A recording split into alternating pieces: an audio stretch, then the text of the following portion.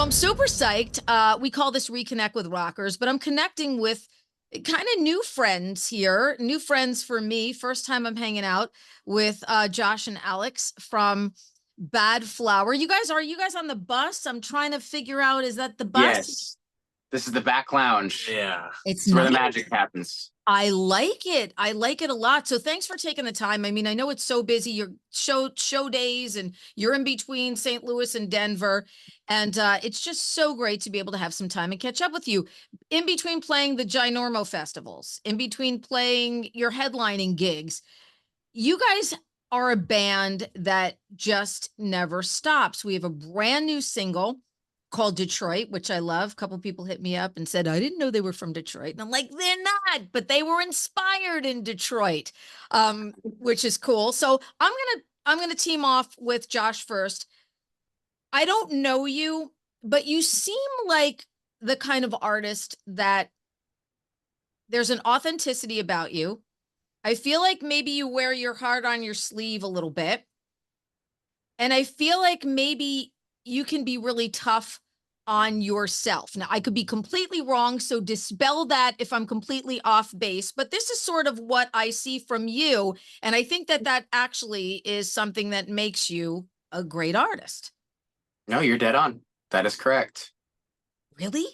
Yeah, more so in the music than in my real life. Like, I don't wear my heart on my sleeve in real life. I'm actually quite closed off. But it's the only way I know how to write songs. So Badflower 11 years ago versus Badflower now, do you look back 11 years and do you beat yourself up for those things? Because you know that growth process of who we become, I think of things that I did years ago and I'm like, what the hell was I thinking? But I'm not an artist. I'm not writing songs. Is that something that for you is something to sort of get past as an artist? No, not really. Okay. I don't like the fact that it's been 11 years. It feels like That yesterday, doesn't it? That Yeah. freaks me out. Yeah, but I think the majority of our catalog as Badflower, I'm proud of all of it.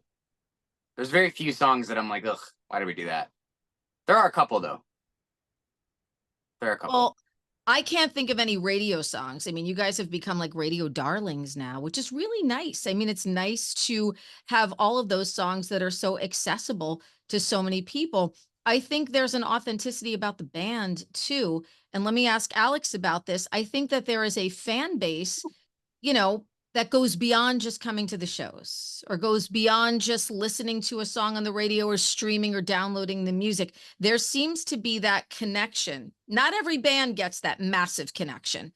Talk to me about the fan base and how wild and crazy they are for you. They're very diverse too. You come to a Badflower show, everybody's there, moms and dads and kids, and it's crazy when you look out into that crowd. Inspiring for me as somebody who plays music on the radio. Talk to me about your fans, Alex. We have a very passionate fan base, and like you said, it's all different walks of life, it's all different ages, and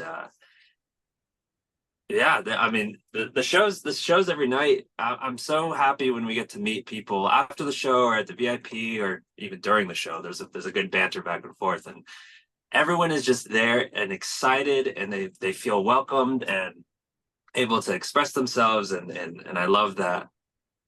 I love that we have that. It is more than just like, oh, this song's catchy. We hear a lot of stories from people who have felt heard and accepted from the things that we've said in our songs. And I just love that we provide a place for everyone to be at. No one's really sectioned off, I feel. Yeah, and that's a big responsibility. That you Yes. have to feel a little bit of that on your shoulders. And you look into that crowd of people and they're singing every word back. Right. Josh, if you ever have like a moment where you're like, you know what, I'm going to give the pipes a rest for a minute. Like that's the crowd that does it for you because they will sing every word back to the band. And it's pretty amazing to see. Yeah, it's actually really nice when it happens.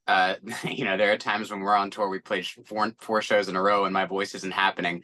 So it's nice when I get to do that. Yeah, it's cool. I mean, if I'm being honest, it's normalized now, which sucks. Like when that first happens for a band, it's the most exciting thing ever. You're like, wow, there's all these people. I don't recognize any of these people. These aren't my friends. These aren't my family. I don't know who these people are, but they know every word to our song, and that's wild.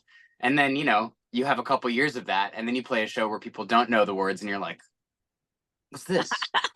This sucks. Who are these people? Yeah. So that's a big challenge is trying to stay excited and stay inspired as this stuff continues and not get jaded. And not have it mess with your head. Well, that's a little bit of Detroit.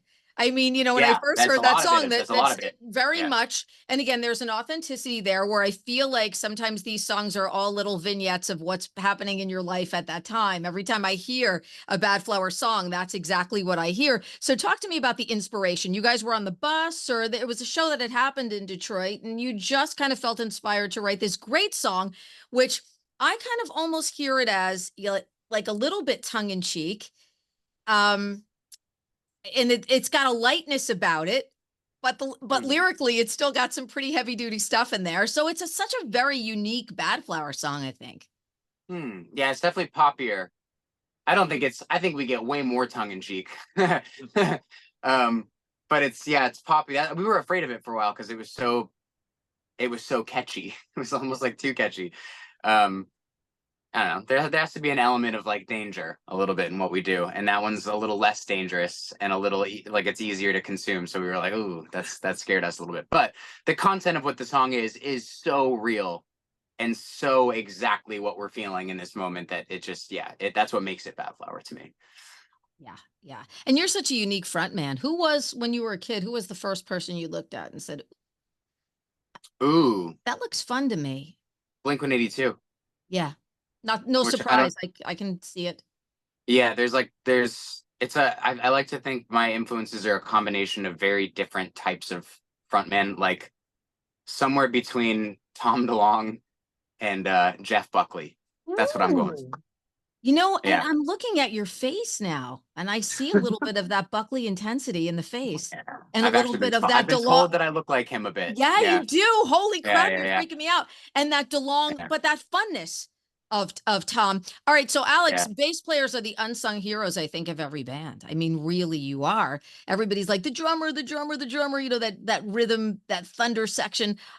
So when you were a kid, you could do anything. You could be a front man, you could be a music lover, you could be a drummer. Who inspired you to pick up the bass?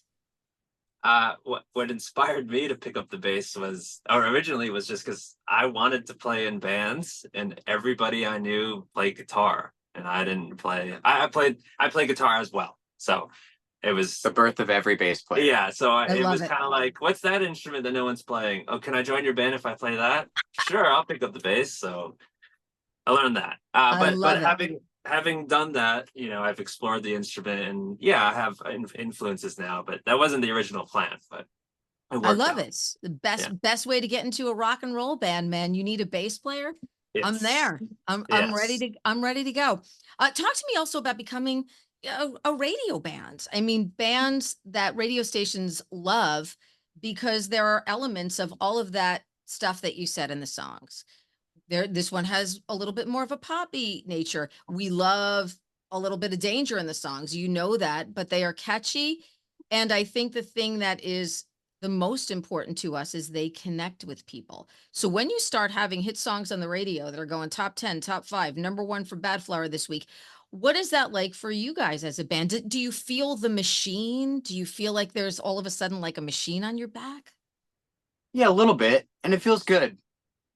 It especially feels good when we see the good things happening in the industry reflect in real life. Like when we go play shows and people are singing those songs, like the songs that are on the radio, louder than the rest of them, and there's new people coming to the shows. We're very fortunate because the radio community is a tight-knit one. You sort of have to like take your time and weasel your way in. And honestly, I don't know how we did that, especially considering our first big successful song was a song that was very dangerous and offensive to some, and yet we believed it wasn't. We believed it was important, and then somehow the world of the radio and the industry and the listener got behind it, and so we got really lucky there. And then yeah, song after song, it's just that people they liked us and they wanted to keep playing it. I don't know. I try to think about it because I think there's so many bands that would love to be in our position, and that makes me sad that they aren't. Yeah, There's no, so many I great get it. bands that deserve the same, luck. We got Well, lucky. listen, I think you look at a song like Heroin or Ghost or The Jester or Detroit. You're a storyteller now. Yeah. You're telling stories in these songs. And whether or not it's dark or you think that it's something that people might find offensive, or these are stories and people love storytelling. Storytelling is what makes great songs, and I think every band wants to have songs, and that's a huge accomplishment, I think. Yeah. Well, a lot of bands just want fame and money, though. It's really That's not obnoxious. you. I don't ever see you as that. I see you as a guy. No, This we're is what not. scares me. Here's what scares me, especially Okay. you, Josh. I'm afraid that one day you're just going to be like, I don't want to do this anymore. I'm out. Like, have you It's a ever had very those moments? it's a very reasonable fear. About every 5 seconds, I have that thought. Really? Yeah. No, I wrestle with that a lot. Yeah. Yeah. You I seem like haven't. I mean, I'm going on strong, but yeah. No, I think about that all the time. You seem If I'm like you being march honest. to the beat of your own drummer. Like there's your own drum is happening and you're marching to the. So what flips you back? And what makes you say sometimes, you know what? Because you could be home and have these feelings, and Alex and the rest of the guys, Anthony and Joey, they're not around you. So what flips you back into being like, nah, I'm moving forward. I'm forging ahead. Um, lots of things. Lots of things do. It really, I think anything inspiring in life will flip me back. But then also sometimes I'll dig through the past. I'll dig through old videos, old songs, old whatever, and I'll see that spark in myself from then, and just being reminded of it, I realize that I still have it in me. It's just a little bit buried, and I need to pull it out. Um, yeah, I know, even though I have this thought sometimes, like I've said everything I need to say. I've done everything I need to do. What else is there? Like, what can I contribute to the world still now? I know that there's still more. I know that I'm not done. But I also know this. It's kind of a depressing thought, but it's the truth. I'm not the type of artist that's going to do this forever. I know that I have my period, my time and place to like put my stamp on the world, and for the band to put its stamp on the world.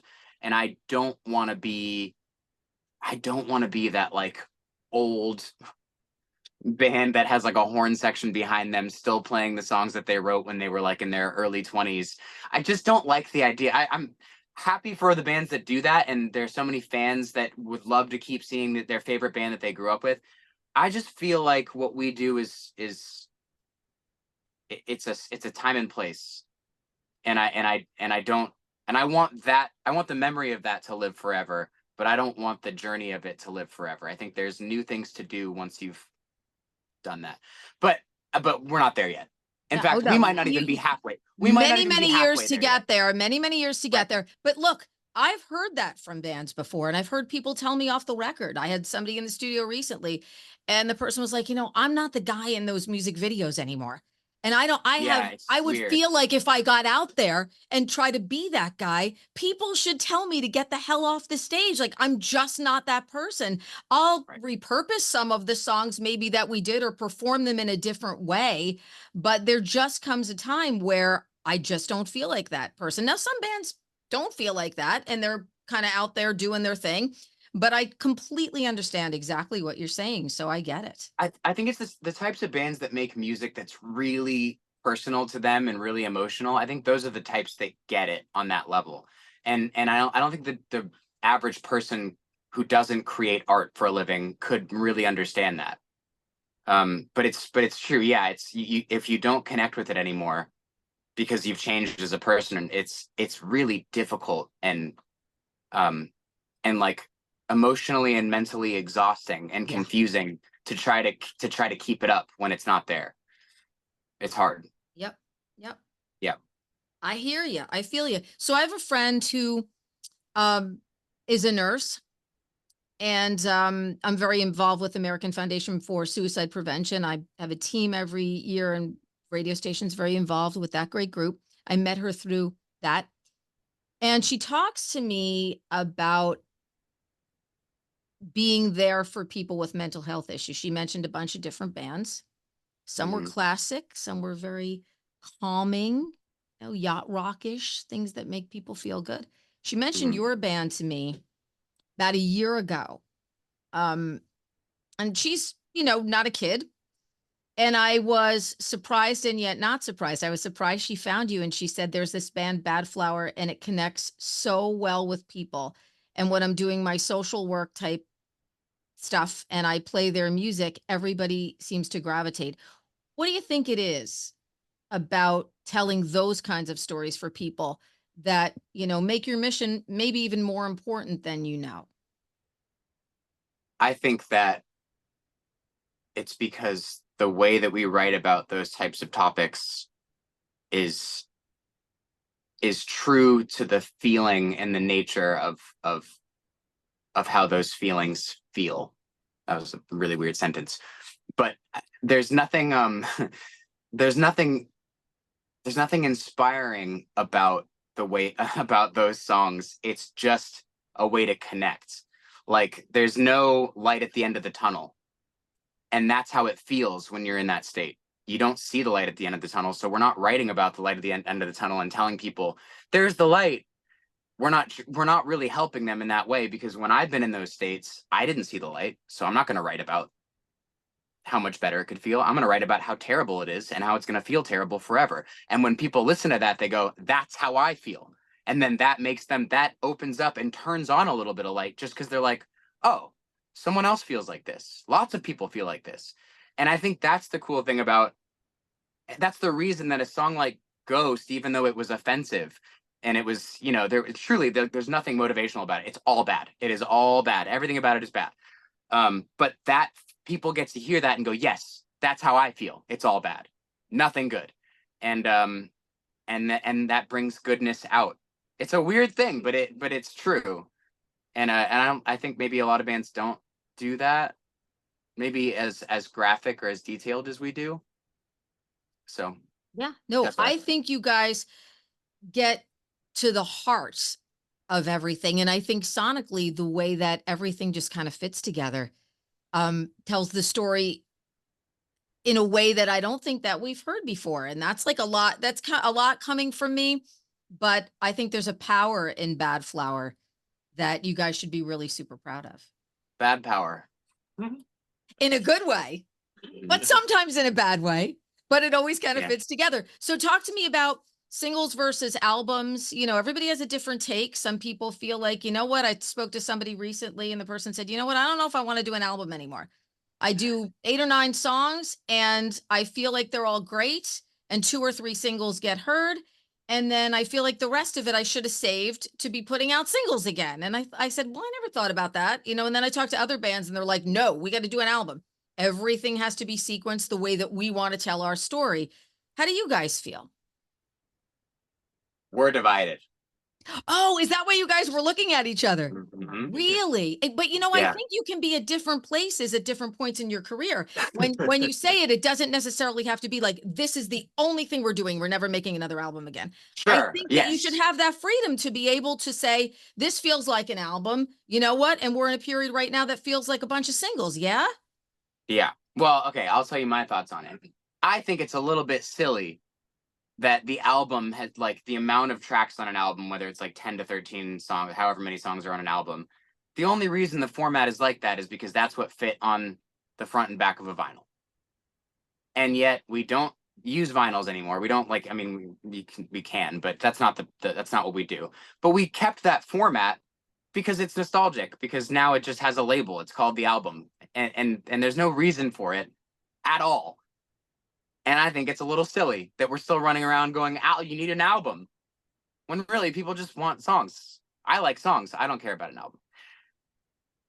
But come on, Alex, jump in, make your point, because I saw you guys looking at each other, and I'm like, okay, something's going on here with these two guys. So, Alex, tell me your feeling on it. I like an album. I like a big a concise body of work that does explain the time period that the artist was in and the moment of time that they were living, I think it's important, because I think that's a good chunk, a good phase, a representation of where you're at. And sure, there has to be singles that like you put out in the world to get attention for the album, but the album is like the work. This is everything that you're supposed to experience all together, I feel.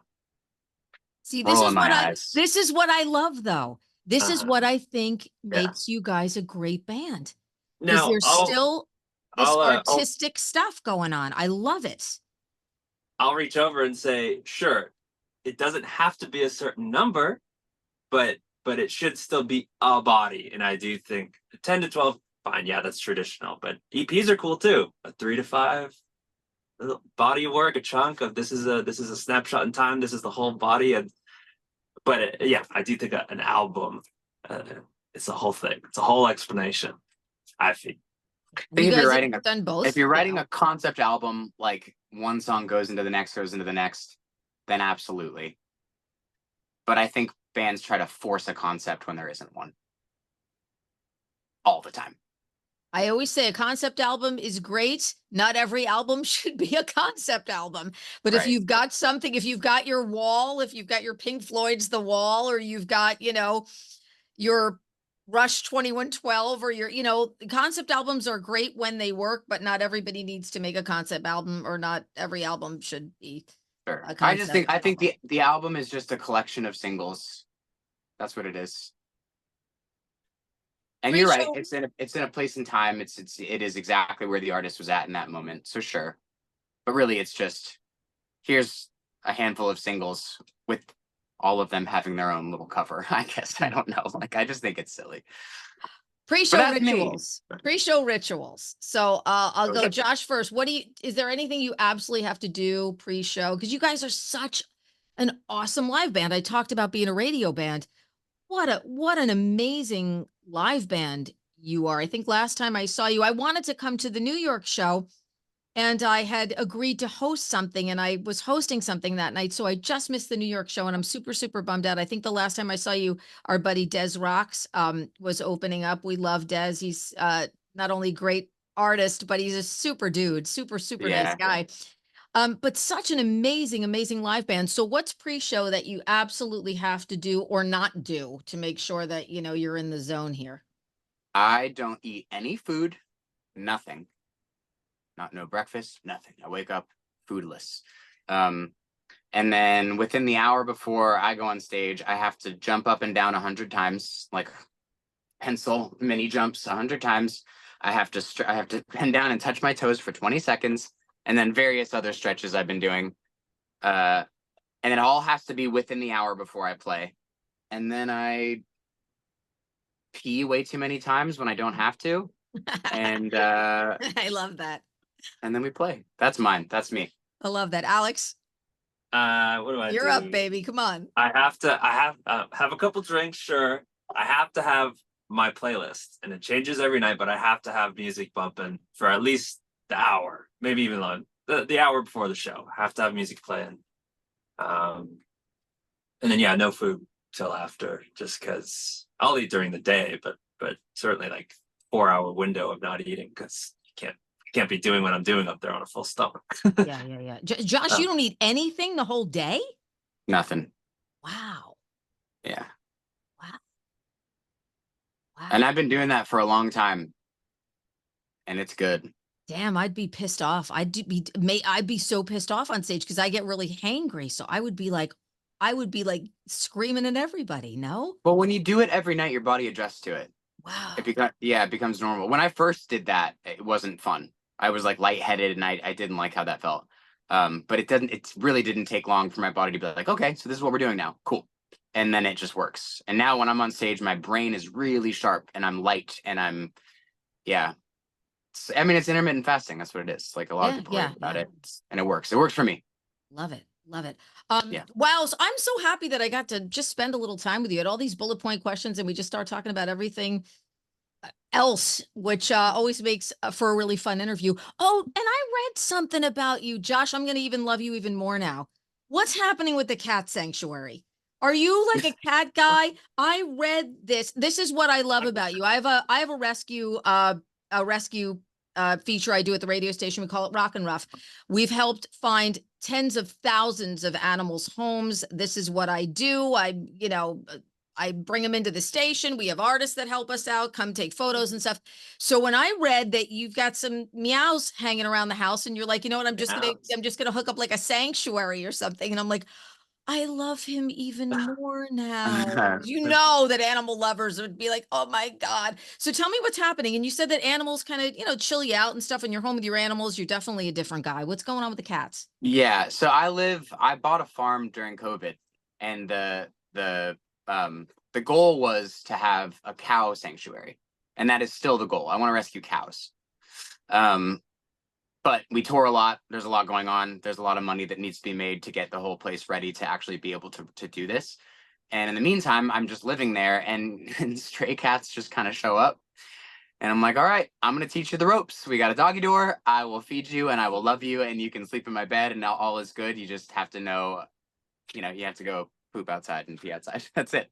And I took in a stray during the last winter when it was like really snowy in Tennessee, and she wasn't fixed. And I already had a boy cat living on the property there was already cats living there when I moved in, and now they all sleep in my bed. And there was a boy cat that I didn't know wasn't fixed. So then the two of them had kittens, and now there's 4 kittens that I just am in love with. I love this. I love this. And whose dog's in the Detroit video? Oh, mine. Oh yeah, Maggie is for briefly. Maggie. Yeah. Soon I'm watching the video. I'm like grooving on the video when I first saw it. I'm like, there's a dog. Somebody's dog's in the video. You should see our video for the jester. Yeah. The dog is the main character. Yes, of course. I love. Yeah. So that's another thing that I love about you guys. And it was so nice to just catch up with you and kind of meet you and just get a feel. Josh Katz and Alex Espiritu, thank you so much for hanging out with me for a little bit. It was awesome doing it from the road. To enjoy safe travels, and can't wait to see you back in our neck of the woods. Please say that you guys are still going to be touring, because we would love to see you back out on the road. Absolutely. Yay.